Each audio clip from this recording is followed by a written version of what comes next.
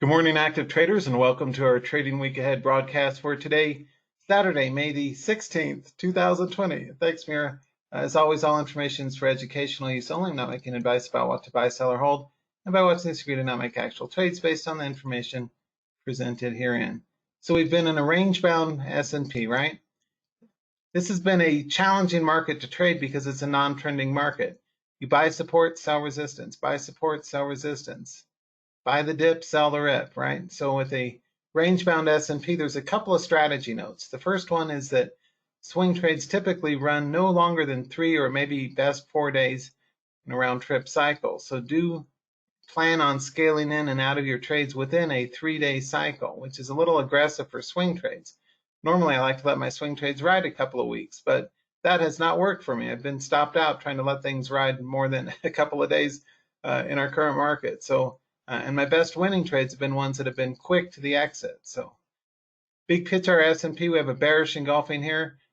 We were looking, it was trying to form a hammer Thursday or Friday, but never did. These are not hammers. They're just a couple of random green candles. But we're still in a downtrending S&P on a 5-day basis. And so I have a bearish bias in the market. We take a quick look at our VIX, which is another core critical thing to pay attention to, especially in our current volatile markets. See, volatility has been down, but it's trying to bounce here. And we do have, that is a shooting star, which is not good for this chart. But on a 5-day basis, we are in an uptick in the VIX, which is bearish for the market. So after the March lows, the market rallied for some reason. And the VIX has been dropping. We're currently at the key 100 simple moving average line right near 33. So do keep an eye on the VIX moving forward into this week ahead. We want to short the market if it breaks 40, or go long if it gets under and stays under 30. So that's key S level, support levels 30 in the VIX, resistance 1, R1's 40, R2 would be up near 47 at the 50 SMA up there.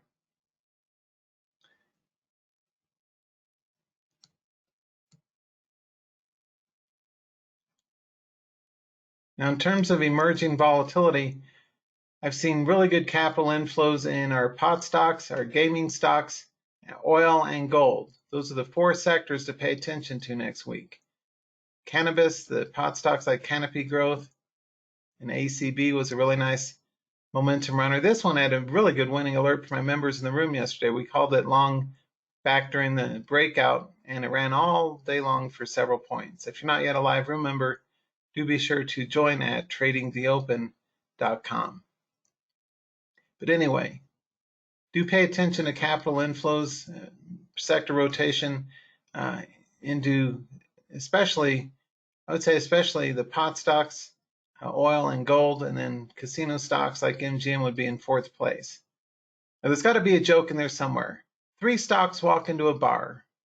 3 stocks walk into a bar. A pot stock, a casino stock, and an oil stock. Now the pot stock says to the bartender, and anyway, to be continued for my live room members, but for you guys, anyway, fill in the blank on the joke to yourself. But anyway, the main thing is, where's the money? Show me the money.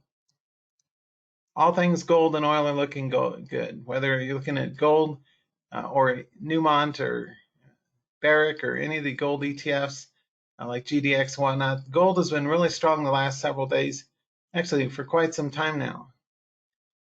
That has also historically been bearish for the market, though that correlation really hasn't held up the last few months. Typically, gold goes up as a lead indicator or correspondent to the stocks and equities going down. Now, I sold my UCO yesterday with the trailing stop near 18.5, so that was good. I was swing trading it.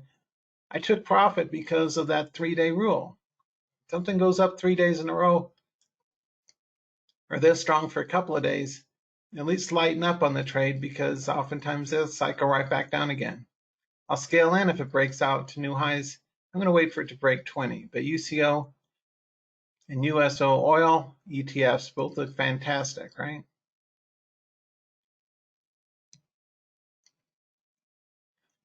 Hey, let me ask a quick question. How many of you are trading oil, gold, pot stocks, or gaming stocks? Those are the 4 key. And another momentum, more dangerous sector is obviously pharmaceuticals and biotechs. Frequently they'll run up and they run back down again. So if you're following things like Novavax, that's very, very risky. I prefer steady uptrending instruments like the oil and gold ones that have been doing really well for us the last several days.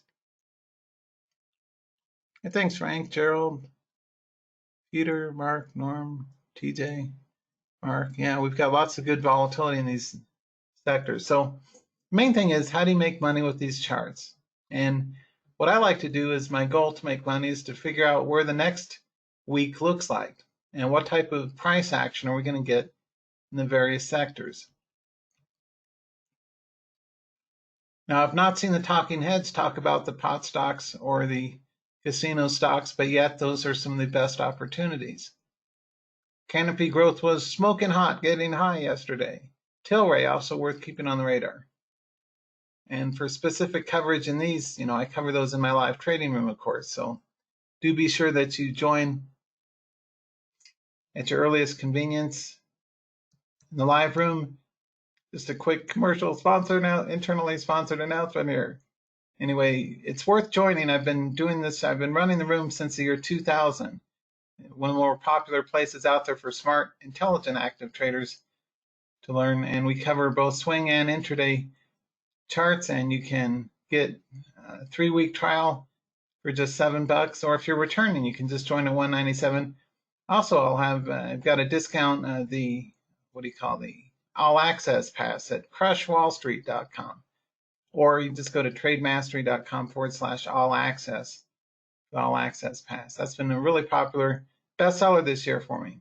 But anyway, if you do want to get my step-by-step coaching and specific entries and when to get out and things to learn from with the very detailed step-by-step walkthrough approach, which is one thing that the other rooms leave you hanging. They don't tell you when to get in and when to get out.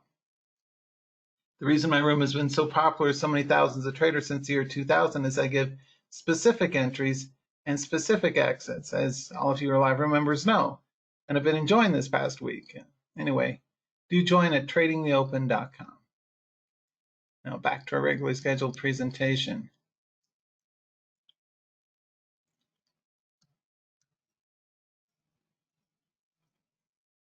For example, my live room members, I told them we go long over 540 yesterday in this. Now, I normally don't like covering stocks under $10 because often they're haphazard, but this one was an exception because I thought it had good trade potential. I was right.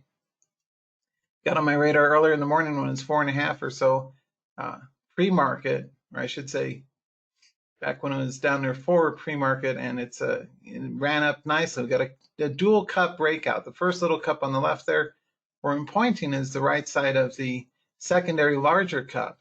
And my long trigger for members only at Trading the Open was 540. And that was my long call. So ran up almost twice. Well, 546, 7, 8, 3 points. So a 3-point runner before doing a mean reversion pullback and a chop. Anyway, this was a good example of a chart that's good for intraday trading. Now, these are not suitable at all for swing trading. Some charts are born to be day traded, others are born to be swing traded. Some are good for both. I prefer charts that are good for both because I like to do a hybrid and a combination approach. I like a more leisurely approach to day trading, where I put on back in the old days, I used to do open range breakout scalps, but I found that you get death of 1,000 cuts and shaken out a lot if you're trading large size, especially in an uncertain up and down kind of low volatility, low VIX market. So the more suitable approach for our current market, this is a good strategic bit of intelligence. The sit rep is, it's good to put on the trade early in the morning and close it out either with a trailing stop midday, which would have been the best exit on this, or a intraday swing trade approach, where you put on the trade in the morning, put a stop under support, and come back and close it out into the closing half hour or so near 3:30 or 4.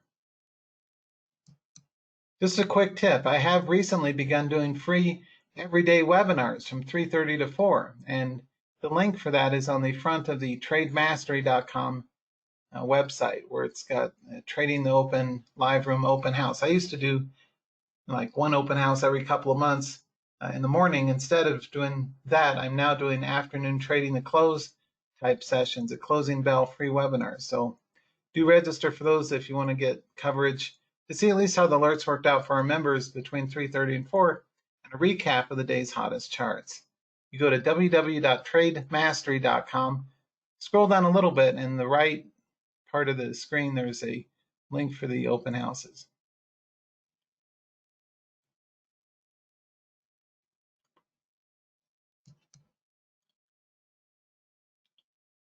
See, this chart would be really good for a swing trade because it's got a good consistent chart pattern. That's gold. UCO is even better. I'm curious, how many of you, let me first of all ask, how many of you understand, at least conceptually, what intraday swing trading is? So you put on the trade in the morning, like 9:30, 10, whatever, put a stop under support, and then close it out at, say, 3:30 or 4. Does everyone understand exactly what that means? I mean, just to make sure I want to make sure I'm clear, because I tend to run pretty quickly through my ideas. I want to make sure that everyone understands what I mean by intraday swing trading. It's a technique I've been teaching for many years. And the goal is to give you kind of a hybrid approach between regular open range breakout scalps, which is a very dangerous and risky and tough way to day trade. The worst way to day trade is what these moron kids are out there doing. Hey, let's trade thousands of shares of low float under $10 stocks and scalp for 20 cents. And hopefully that works out. And what happens is everyone blows up their accounts and they come running down the street to me, to my live room, because they realize small cap day trading is for frickin' morons. Okay, it's much safe. I won't say safer. I guess there's nothing safe about trading. It's speculative, but potentially less risky. Is you put on small size in the morning, maybe 100 shares, 200 shares. Put a stop under the day of low, the low of day, and sometimes they'll get hit. It's not like it's a guaranteed thing, but the goal is to close out the trade towards the end of the day at 3:30 or 4. That way you avoid overnight gap risk, which will bite you in the ass sometimes. That has for me recently. Try to thread the eye of the needle on my inverses, but it can really do well for you, as it has for me as well. You put on the trade in the morning. You don't have to obsess over every little tiny price action move and getting that right, because that's a fool's errand. It's extremely difficult to do that. It's much easier, I think. For example, ACB, I called it long for my members yesterday during the morning. If you had bought in the morning, and I don't remember offhand where my entry trigger was, but it's somewhere during this first leg up, right? If you put on the trade anywhere during the morning, put your stop under support, and then come back and close it at 3:30, you could have made a couple of points on a $9 instrument. A much more leisurely approach than those pop and drop biotech, high risk, high danger, scalping day trade approach. So if you want a more leisurely approach to intraday trading, the swing trading, that makes sense. Hey Lou, yeah, we'll take a look at CODX just a sec here. Well, thanks, Mary, Damon, Mukesh, Mark, TJ, Bruce, Trina. It's good to hear from you guys. Oh, good. Srinath is saying, I learned intraday trades from you and now doing good. Thank you very much. It's better than options. Yes. I have total respect for people that trade options, but I personally prefer to just trade. I'm an active day and swing trader in the underlying because I don't want to worry about premium decay and timing the exit and getting the strike price just right. And a lot of my options traders have been telling me lately that the spreads are killing them too. So anyway, I prefer this kind of thing where you put on the trade in the morning, put the stop under support, and close it out into the end of the day. And that's what you learn with me in the Trading Open live room. In addition to open range breakout scalps, I mean, I do straight walkthroughs. If you're a day trader, sell it all now on the pullback. And that's fine. If you want to scalp open range breakouts, I got you. I've been teaching that since 1999. So I'm an expert in intraday scalps, but I'm finding the older I get, the less I want to trade like it's a dang video game and trying to be a spot on sniper, and rather trade smaller size with lower upfront risk and use a stop that's right under support and then come back and close out the trade at the end of the day. Now, by the way, this type of chart would not be suitable for swing trading because of the range is really extreme. It almost doubled. It was $6 a share Thursday, and it ran up to almost $12 a share yesterday. Mean reversions are the number one pattern that I've seen in our current markets, including the stock market. The S&P's done a mean reversion bounce on a 3-day chart. Anyway, the point there, or 5-day chart, I should say. Anyway, the point is, if you have something that's got a large trading range, I prefer to book a profit early, or at least sell most of it, maybe 80% of the shares, because it could easily gap back down to 8. What good does it do if you buy it at 8, you let it run up to 11, and you say, oh, I'll let it ride overnight. Then you come back Monday morning and it's like 7 or 8 a share, and you're like, dope, I should have taken the money when I had it. So like one smart trader, Hafez, said on a board, take the bacon when it's there. And that's exactly right. One thing I like about the people I associate with, not only my colleagues that I have total respect for, like Tom Sosnoff and Larry McMillan and Steve Nissen and Tony Turner and Harry Boxer, who's brilliant. So many great people I work with and I learn from as well. But also my traders in my live room are especially smart and astute. So a lot of times they'll pick some of the best charts of the day.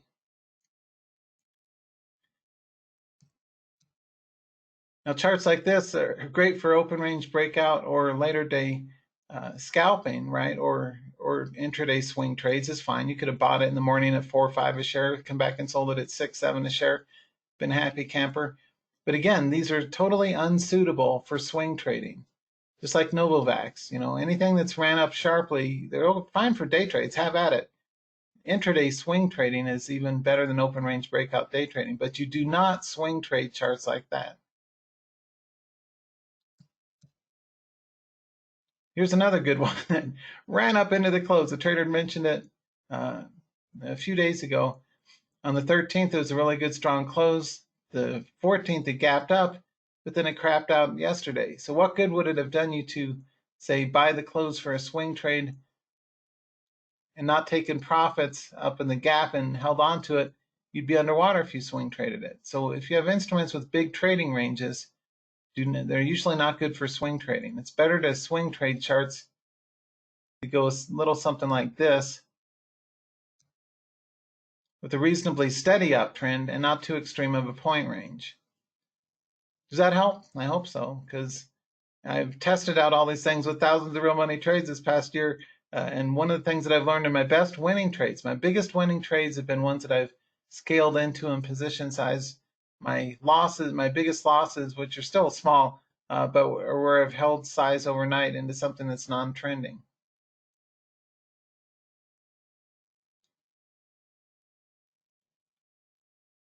So that's about what I got for you today.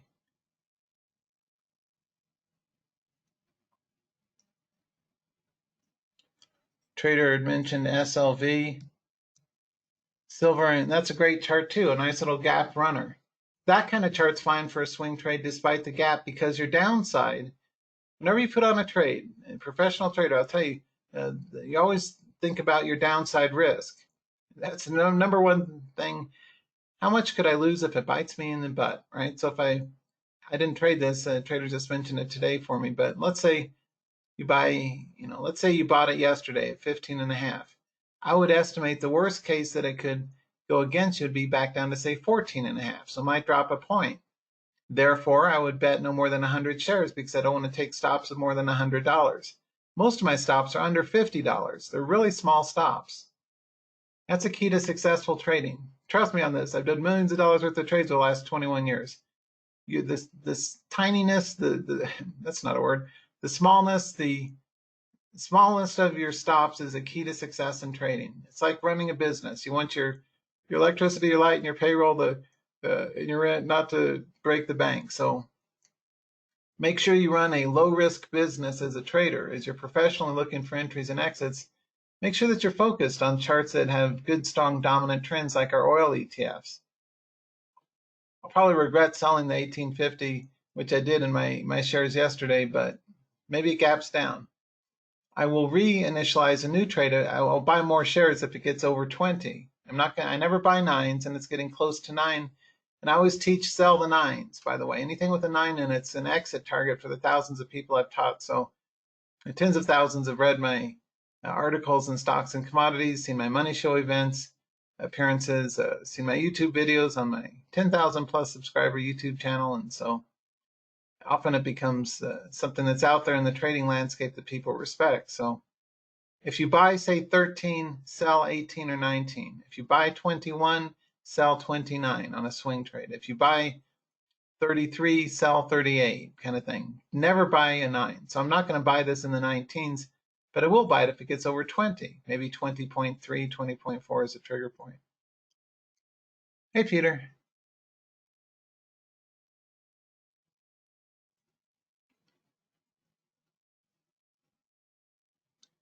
Hey, good to hear it. Interesting. Traders saying he charts over 300 gold and silver mining stocks the last 20 years. Hey, Walt, Pinterest. Let's take a look. We got to wrap up, gang. We're out of time. But I'm still slightly bearish bias. I bought a few $1,000s worth of bear inverse ETFs into the actually aftermarket yesterday.